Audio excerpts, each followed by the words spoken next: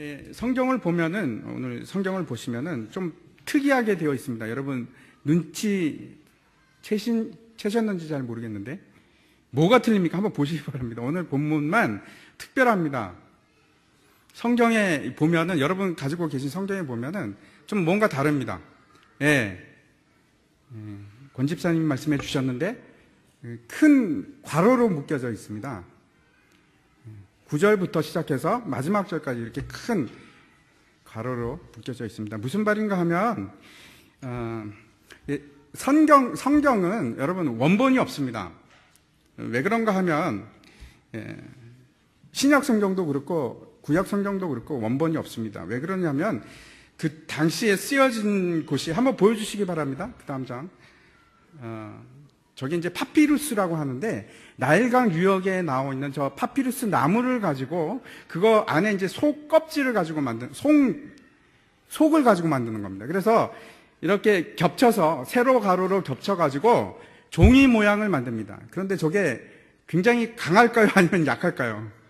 약합니다. 오래 못 갑니다. 그래서 원본이 다 파피루스에 쓰여졌는데, 저거는 얼마 못 가서 저렇게 헤어집니다. 그리고 사라집니다. 그래서 어떻게 할까요? 사본을 만듭니다. 카피를 해서 손으로, 그때 복사기가 있었겠습니까? 손으로 다 일일이 사본을 만듭니다. 사본을 만드는데, 저 파피루스로 되어 있는 사본이 지금까지 남아있는 것들이 예수님 당시 건 물론 없어졌고요. 그 이후에, 한참 이후에 사본으로 되어 있는 것이 어느 정도로 남아있냐면, 한 90편 정도, 90조각이 남아있습니다. 90조각이. 그리고 이제 그 뒤에 가면은 조금 더 양피지 같은 걸로 다시 합니다. 그런데 저걸 또 특히나 처음에는 저렇게 두루마리 형식으로 많이 했습니다. 그러면 저게 견뎌날까요? 폈다가 뺐다가 잘 안 됩니다. 그래서 많이 소실이 되고, 나중에는 코덱스라고 해서, 이렇게 우리 지금 책 같은 게 이게 코덱스입니다. 책 모양으로 바뀌면서 손실이 많이 줄어듭니다. 그런데 이제 한 4세기 경에 가면 그 가죽을 가지고 만든 걸 쓴 거인데, 그거는 그래도 굉장히 많이 남아 있습니다. 아무튼 원본은 없습니다. 근데 문제는 뭐냐면, 사본이 여태까지 얼마나 남아 있냐면 한 2,800개 정도 남아 있습니다. 굉장히 많이 남아 있죠. 그런데 문제는 조금씩 다른 겁니다. 사본의 내용이. 그러면 야, 이게 진짜일까? 저게 진짜일까? 이렇게 막 고민하지 않겠습니까? 근데 중요한 것은, 제가 분명하게 말씀드린 것은, 조금씩 다른데 문맥상, 의미상으로는 전혀 다르지 않습니다. 똑같습니다. 동일하게 나오는데 단어가 약간 다른 단어가 틀렸다든지, 이 사본에는 이게 들어가 있는데 저 사본에는 빠져 있다든지 그렇습니다. 그런데 대표적으로 확 빠진 부분이 있습니다. 오늘 이 본문입니다. 왜 대가로로 묶여져 있냐면, 중요한 몇몇 사본에 이 부분이 전혀 없습니다.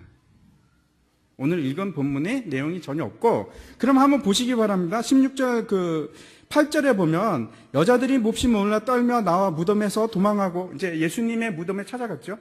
여자 3명이 찾아갔습니다. 그리고 천사들을 만나고 심히 놀라고 나와서 무서워하며 아무에게도 아무 말도 하지 못하더라, 이렇게. 그리고 나서 뒤에 내용이 없는 겁니다.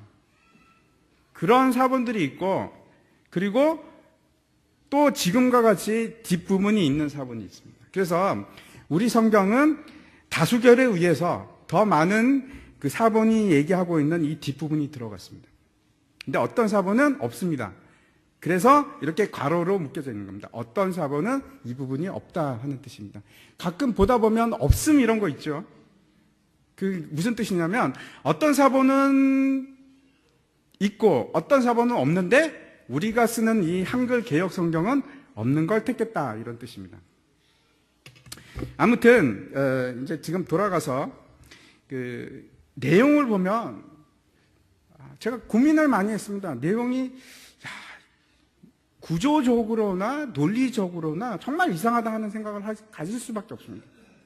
그런데 이게 그러면 뒤에 이 부분을 마가가 썼을까? 아니면 다른 제자가 썼을까? 그 문제는 별로 중요하지 않습니다. 왜냐하면 마가가 썼던 다른 어떤 사람이 썼건 간에 이 본문을 통해서 하나님께서 우리에게 성경으로 남겨주시고 우리에게 말씀하시는 목적이 분명히 있기 때문에 그렇습니다. 그래서 그 목적이 무엇인지 오늘 함께 생각해 보고자 합니다. 처음에 보면은 9절부터 11절까지 한 이야기가 나옵니다. 그 무슨 얘기냐면, 그 다음에 넘겨보십시오. 막달라 마리아 얘기입니다. 막달라 마리아가 이제 등장을 하는데, 사건이 어떻게 진행됐는지 아주 짧게, 원래는 이제 마가는 스타일이 그렇습니다. 많은 사건을 쓰지는 않는데 한 사건을 길게 쓰는 편입니다. 그런데 아주 요약해서 세 절로 그 마리아 사건을 요약해서 쓰고 있습니다. 막달라 마리아가 안식 후 첫날, 주일이죠. 주일 새벽에 이른 아침에 예수님의 무덤으로 찾아갑니다. 근데 혼자 갔던 것이 아니고 두 사람과 함께 갑니다. 또 다른 야고보의 엄마 마리아, 그리고 살로메, 이렇게 세 사람이 찾아갑니다. 근데 아무튼 세 사람이 무덤에 도착했는데 무덤이 비어 있는 겁니다. 텅텅 비어 있습니다. 그래서 이 세 여자가 상상치 못한 일에 깜짝 놀라고 두려워하면서 막달라 마리아가 제자들에게 갑니다.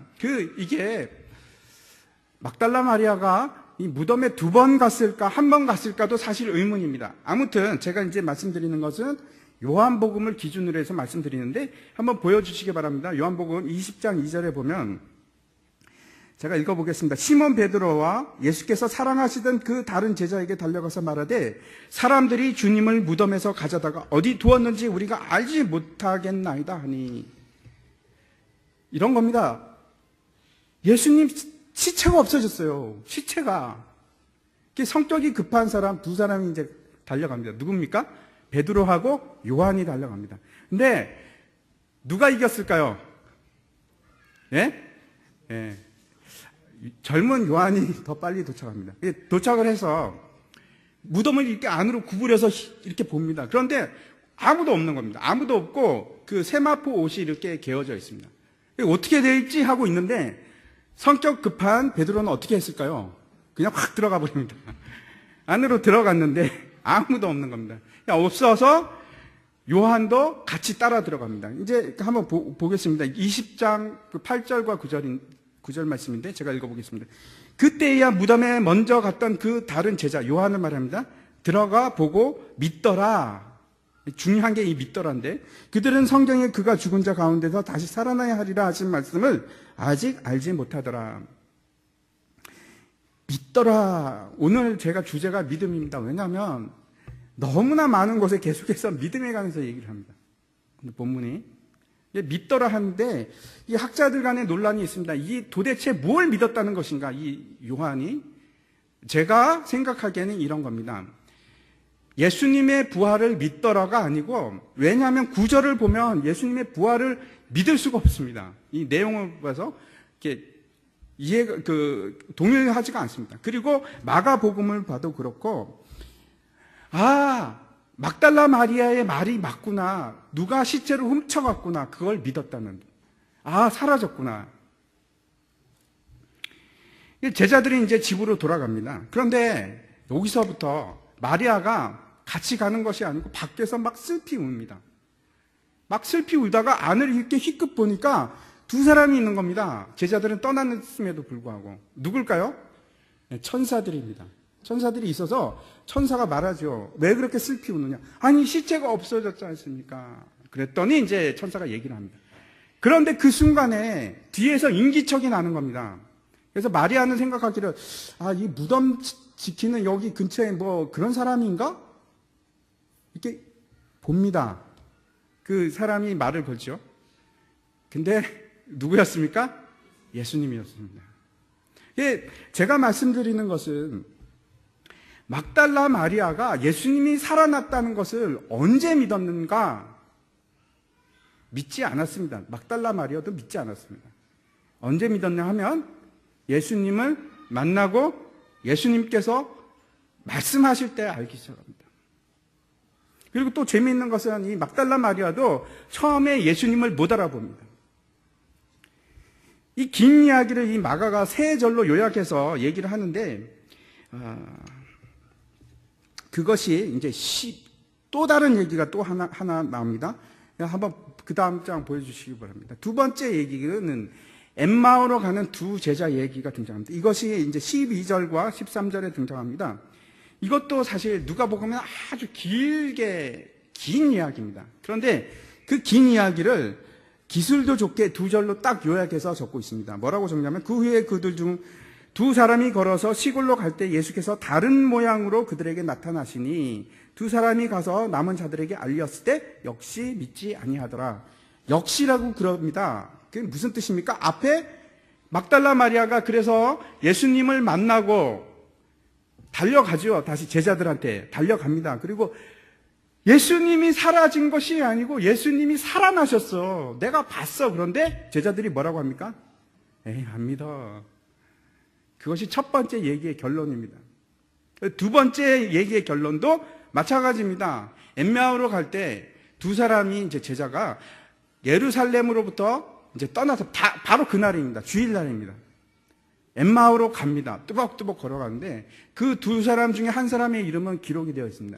글로바라고 되어 있습니다. 그런데 재미있는 것은 그 글로바가 누군가 아마 그 신약시대 때는 많은 사람들이 알고 있었을 것 같습니다. 우리가 여러 가지로 추측을 하는데 가장 타당한 것 중에 하나가 이 글로바가 작은 야고보의 어머니인 마리아의 남편입니다.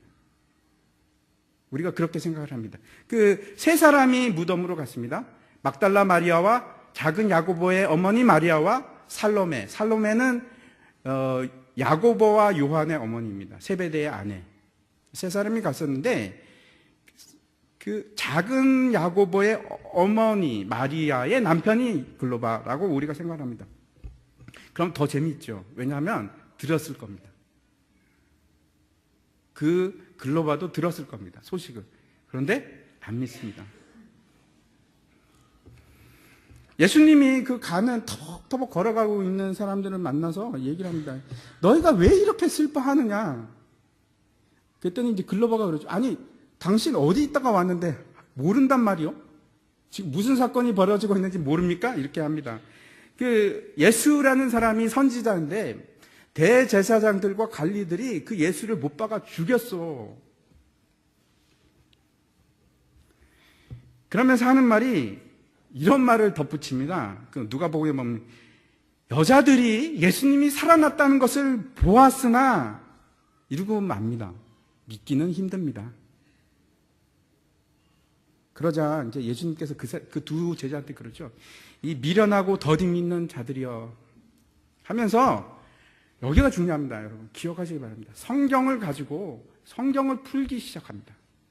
시편과 선지자들의 글을 통해서 예수님이 십자가에 못 박히셔야 하고 부활하심에 대해서 얘기를 하십니다. 친히 예수님께서. 그리고 이제 저녁을 먹을 때 떡을 뗍니다. 떡을 떼서 딱 먹을 때 이 두 제자 눈이 확 밝아지면서 예수님 알아챕니다. 그리고 이제 그 두 제자가 이제 결론이 어떻게 되냐면 마음이 막 뜨거워져서 도저히 엘마으로 갈 수가 없어서 다시 말걸음을 돌려서 예루살렘으로 돌아가게 됩니다. 그것이 두 번째 얘기입니다. 이제 보십시오. 그 두 사람이 돌아가서 뭐라고 했겠습니까? 제자들을 다시 만나죠. 다시 만나서 예수님이 살아나셨어. 우리가 봤어. 결론을 보겠습니다. 13절에 뭐라고 합니까? 두 사람이 가서 남은 제자들에게 알렸으되 역시 믿지 아니하니라.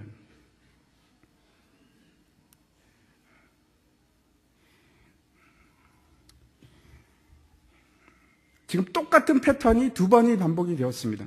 막달라 마리아도 그렇고 엠마오로 가는 두 제자 사건도 그렇습니다. 그리고 그 믿지 않는 결정적인 이유가 도대체 뭘까? 여러분 왜 그렇습니까? 제가 고민을 많이 했습니다. 왜 못 믿을까?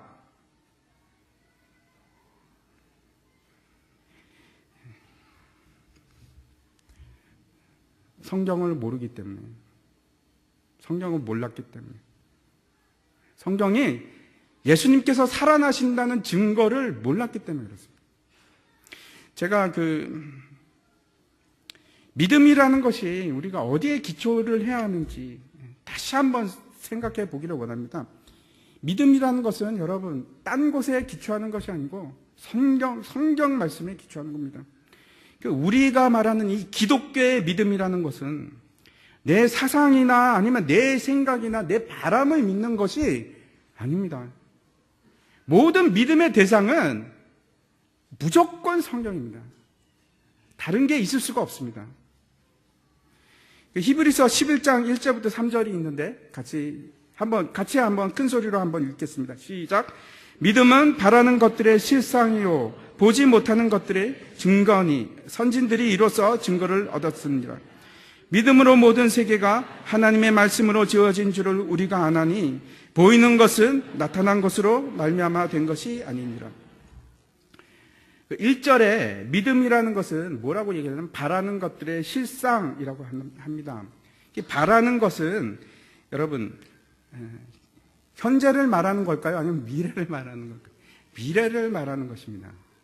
그런데 그 미래에 대한 어떤 소망을 말하는 것인데 그러면 다시 한번 생각해 보시기 바랍니다. 믿음이라는 것은 무엇인가? 여기서 본문이 이 히브리서 11장 1절부터 3절이 얘기하는 바가 무엇이냐면 믿음이라는 것은 미래에 있는 어떤 실체에 대해서 확실하고 객관적인 실제다라고 생각하는 것이 믿음입니다. 제가 너무 어렵게 말씀을 드렸는지 모르겠는데 우리가 이렇게 생각합니다. 흔히 믿습니다 하는 말하고는 다른 말입니다. 존재하지 않는 어떤 주관적인 생각이나 사상을 갖다가 믿습니다라고 해서 믿음이 대상이 될 수가 없습니다. 실체가 존재하지 않는 것을 우리가 믿는다고 하지를 않는다니까요. 아시겠습니까? 실체가 존재하는 것을 우리가 믿음으로 고백하는 것이지, 실체하지 않는 것을 내가 믿음으로 해서 환상적으로 만들어내고 그게 생기게끔 하는 것이 아니라는 뜻입니다. 많은 경우 우리가 실체가 아님에도 불구하고 아멘 믿습니다라고 해서 마치 그 실체가 내가 아멘하고 믿습니다를 통해서 그 실체가 막 생겨나는 것처럼 생각을 합니다. 그 실체가 무엇입니까, 여러분? 그러면 제가 다시 묻겠습니다. 그 실체를 믿는 것이 믿음인데 그 실체가 무엇입니까? 말씀입니다. 말씀. 다른 게 아닙니다. 하나님께서 이 세상을 창조하셨다. 하나님께서 우리를 지극히 사랑하셨다. 그 아들을 주셨다. 그리고 그 예수님께서 우리를 위해서 피 흘려서 돌아가셨다. 그리고 부활하시고 이 땅에 결국은 다시 오실 것이다. 이런 것이 실체입니다.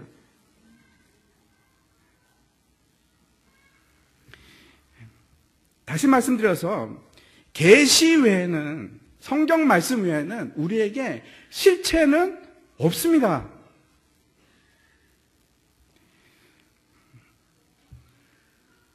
예를 들어서 제가 한번 예를 들겠습니다.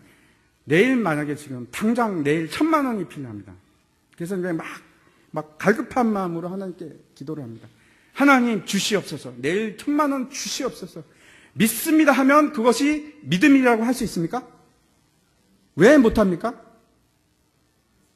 그거는 실체가 아니기 때문에. 구분하시기 바랍니다. 그거는 실체가 아닙니다. 그거 생길 수도 있고 없을 수도 있습니다. 하나님이 주실 수도 있고 안 주실 수도 있습니다. 그건 실체가 아닙니다. 우리가 바라는 실상이라고 할 수가 없습니다. 나의 바람일 뿐이고 그것을 내가 입으로 믿습니다라고 고백한다고 해서 그것을 믿음이라고 할 수 있느냐? 그렇지 않습니다. 성경이 말하는 것은 그런 것을 믿음이라고 하지 않습니다. 실상이라는 것은 여러분 기억하시기 바랍니다. 존재하는 것을 말합니다. 존재하는 것을 말합니다. 예수님께서 다시 오실 것이다. 그거 존재합니까? 네, 존재합니다. 제가 그 미래인데 어떻게 존재합니까? 제가 이 많은 얘기를 할 수 없지만 존재합니다. 반드시 존재하는 사건입니다.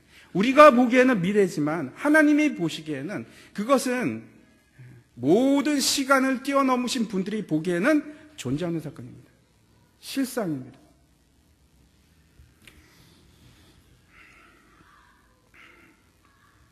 좀 더 제가 분명하게 말씀드려서 다시 말씀드립니다. 객관적인 실체는 성경 말씀입니다. 우리의 믿음의 대상은 그래서 무엇입니까? 성경 말씀입니다.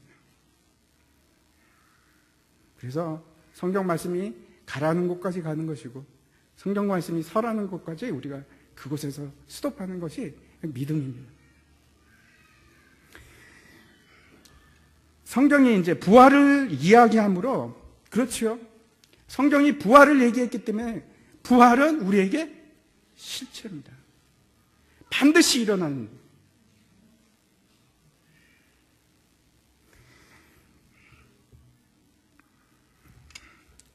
말씀이 육신이 되어서 이 땅에 오셨습니다. 누구십니까? 예수 그리스도. 그분 말씀이 그 자체가 예수 그리스도께서 말씀이 계시며 우리에게 실체입니다.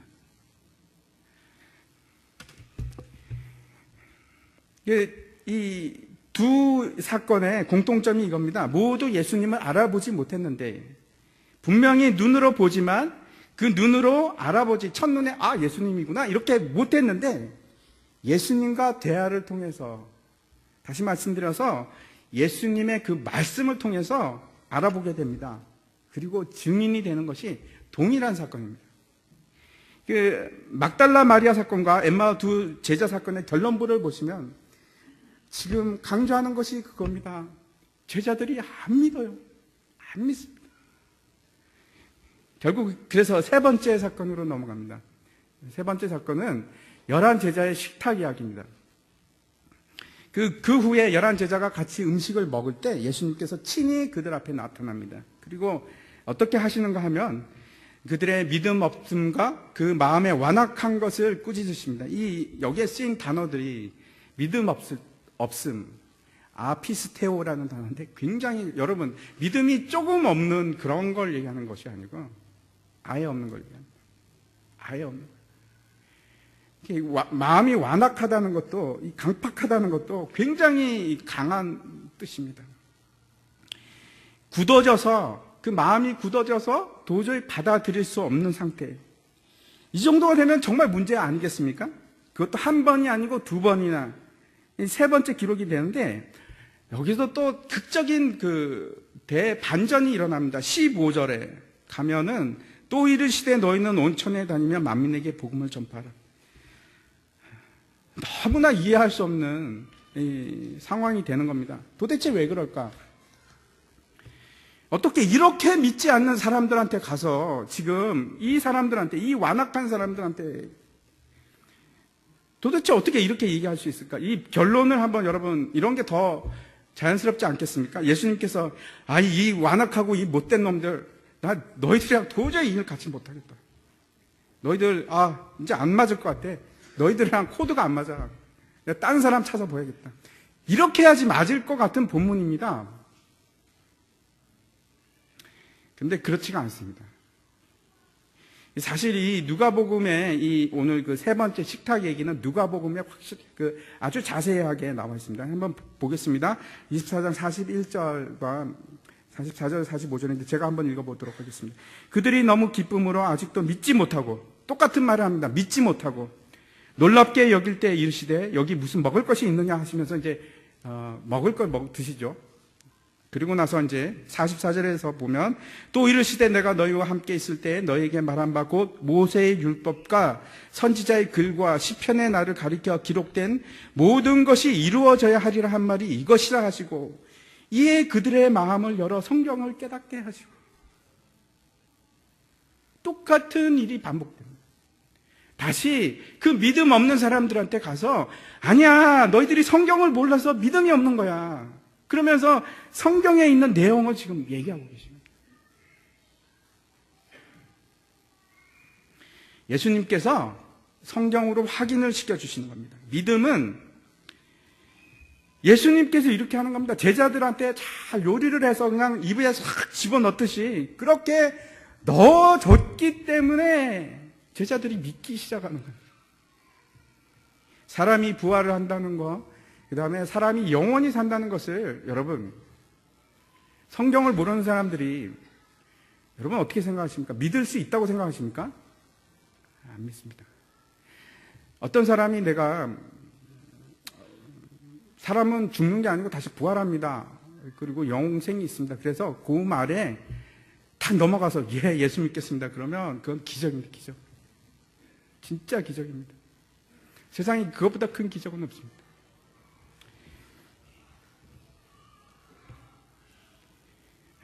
이 본문을 통해서도 우리가 분명히 합니다. 예수님의 제자들이 3년을 예수님을 따라다녔습니다. 그런데 못 믿습니다. 사람이 그런 존재입니다. 사람이 그런 존재. 우리라고 틀릴 것 같습니까? 똑같습니다.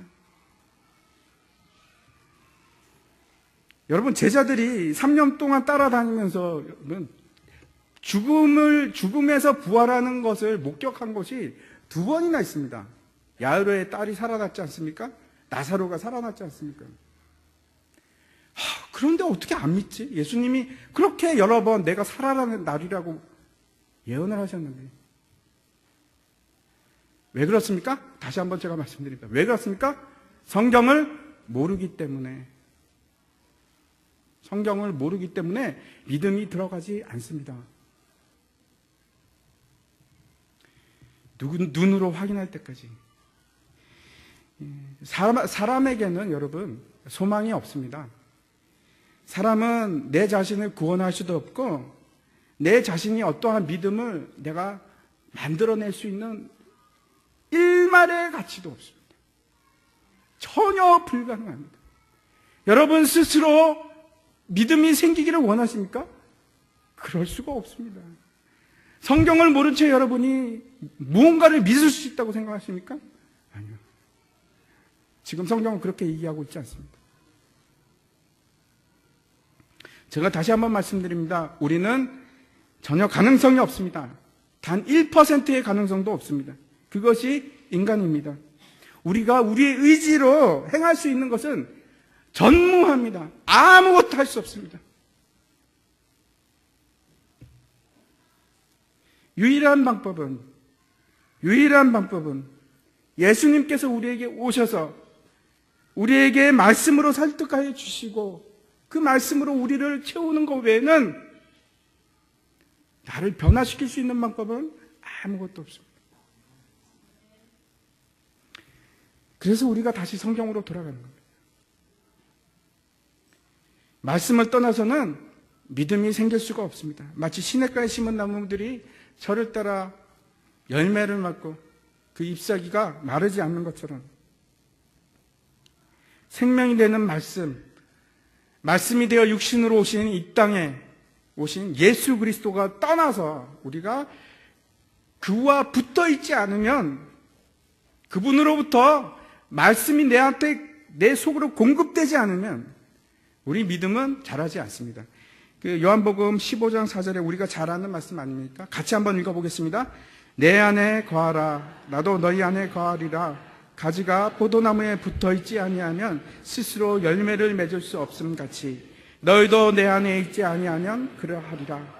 결국 믿음의 문제도 그 시작이 예수님께서 우리에게 말씀으로 오셔서 우리에게 말씀을 주셔야 하고 확증케 해야 하고 믿음을 주셔야지만 우리가 믿음이 생기는 겁니다. 그 19절부터 이제 마지막 제가 이제 말씀을 마치려고 하는데 놀라운 증언을 마가가 하고 있습니다. 19절 한번 보시기 바랍니다.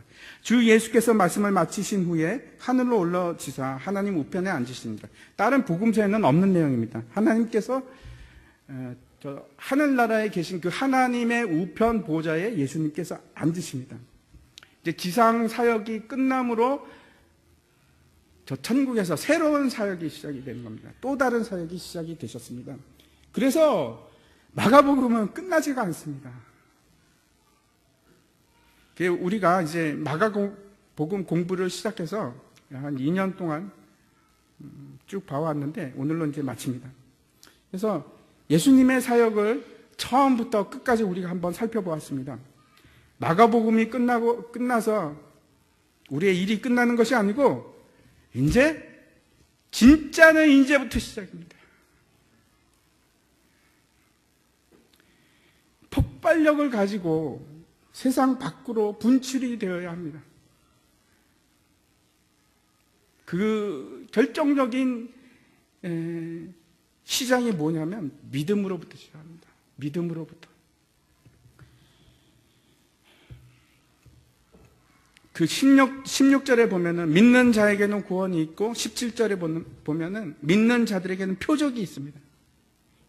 여러분 기억하시기 바랍니다. 이 표적은 단 하나도 우리를 위한 표적이 아닙니다. 이 모든 표적이 말씀을 증거하기 위한 표적입니다. 말씀을 증거하기 위한 표적. 그 마가복음을 제가 이렇게 결론을 짓고 싶습니다. 예수님께서 갈릴리에서 사역을 시작하실 때 그 첫 일성이 때가 찼고 하나님의 나라가 가까웠으니 복음을 믿으라. 회개하고 복음을 믿으라. 이것이 첫 일성이었습니다. 모든 일의 시작이 복음을 믿고 받아들이는 것부터 시작합니다. 그 복음은 다름이 아니고 여러분 성경 말씀입니다. 믿는 자에게 구원을 주시고 믿는 자에게 표적을 주시고 그리고 우리에게 주의 일을 감당하게 하십니다. 그 임마누엘 되시는 예수님께서 뭐라고 하냐면 마지막 절에도 함께 역사, 주께서 함께 역사, 함께 하십니다. 임마누엘의 주님이 되십니다. 함께 하십니다.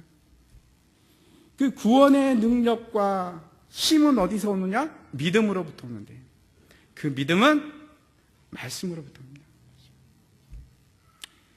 오늘 그 시작도 예수, 그 마지막도 예수. 우리가 예수님을 떠나서는 아무것도 할 수 없습니다. 함께 하시기 바랍니다. 같이 기도하겠습니다.